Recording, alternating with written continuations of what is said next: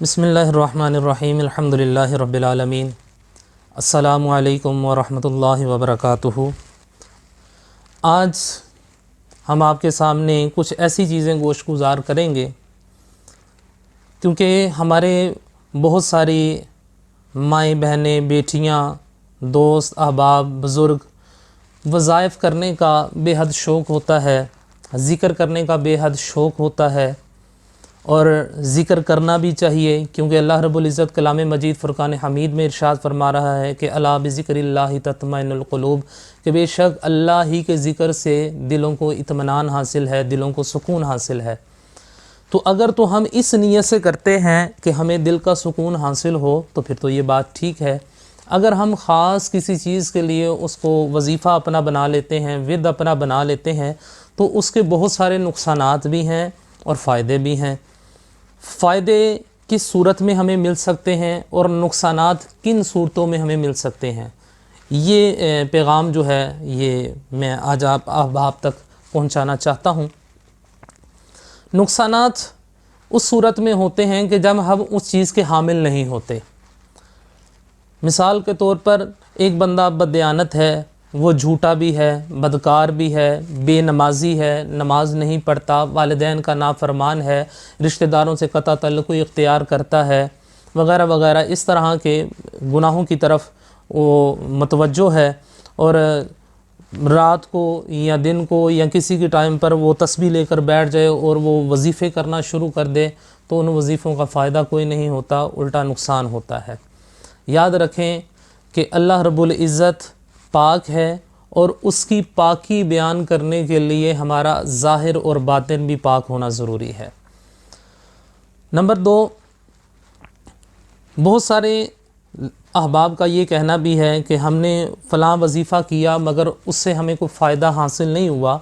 ہم نماز بھی پڑھتے ہیں، ہم روزہ بھی رکھتے ہیں، ہم اچھے اعمال بھی کرتے ہیں، کوشش یہ کرتے ہیں کسی کی دل آزاری بھی نہ ہو، تو پھر بھی اس کے باوجود بھی ہم منزل مقصود تک نہیں پہنچ سکتے۔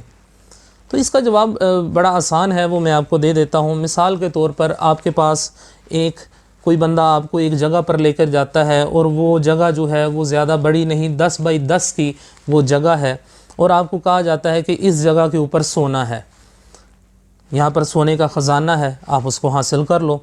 اب وہ بندہ اس کو درمیان سے یا ایک کونے سے اس کو شروع کرتا ہے، اب اس کی کھدائی کرتا جاتا ہے اور وہ کرتے کرتے 100 فٹ تک وہ چلا جاتا ہے، مگر وہاں سے اس کو سونا نہیں ملتا۔ اب وہ دل برداشتہ ہو جاتا ہے کہ یہاں پر تو کچھ نہیں ہے، اس بندے نے تو میرے ساتھ زیادتی کی ہے،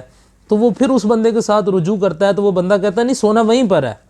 تو وہ کیا کرتا ہے اب دوسری جگہ پر کھدائی شروع کر دیتا ہے، اب دوسری جگہ پر بھی نہیں ملتا تو پھر وہ دل برداشتہ ہو جاتا ہے، تو وہ تیسری طرف رجوع کرتا ہے، وہ کہتا ہے جی سونا وہیں پر ہے، وہ پھر دوبارہ شروع کرتا ہے، آخر میں وہ دل برداشتہ ہو کر چھوڑ کر بیٹھ جاتا ہے، جبکہ جہاں پر اس نے پہلی جگہ پر کھدائی شروع کی تھی صرف 1 فٹ اور وہ نیچے جاتا تو اس کو وہ خزانہ مل جاتا۔ ہم یہ کرتے ہیں کہ ہم کوئی بھی وظیفہ کوئی بھی عمل شروع کرتے ہیں، ہم اس کو بیچ میں چھوڑ دیتے ہیں کہ جی اس کا تو ہمیں کوئی فائدہ نہیں مل رہا۔ اب اس کے اندر 2 ہی چیزیں ہو سکتی ہیں، یا تو آپ کے اخلاص کے اندر کوئی کمی ہے، وضو آپ کا ٹھیک نہیں ہے، آپ کا پڑھنے کا طریقہ کار جو ہے وہ ٹھیک نہیں ہے۔ مثال کے طور پر میں آپ کو بتاتا ہوں، جیسے کہ یہ میرے ہاتھ میں ایک تسبیح ہے، اب ایک بندے نے وظیفہ کرنا ہے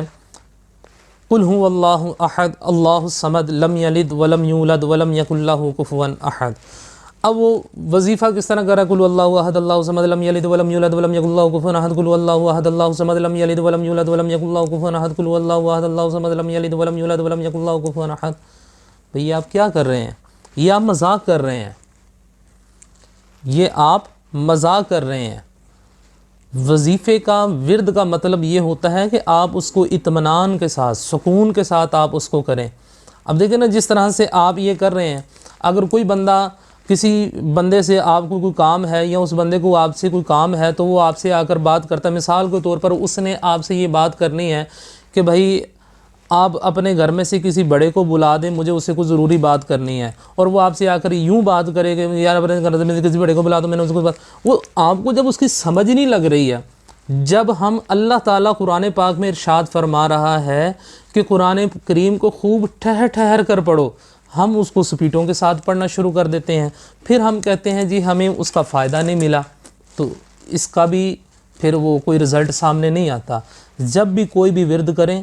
چاہے وہ اللہ تعالیٰ کے نام ہوں، چاہے وہ درود پاک ہو، چاہے وہ کوئی قرآنی آیات ہوں، ان کو انتہائی اطمینان اور سکون کے ساتھ کریں، اور پورے وثوق کے ساتھ، یقین کے ساتھ اس کو کریں کہ انشاءاللہ العزیز میرا اللہ رب العزت مجھے اس کا پھل ضرور عطا فرمائے گا۔ تو آپ دیکھیں گے آپ کو اس کا پھل ضرور ملے گا۔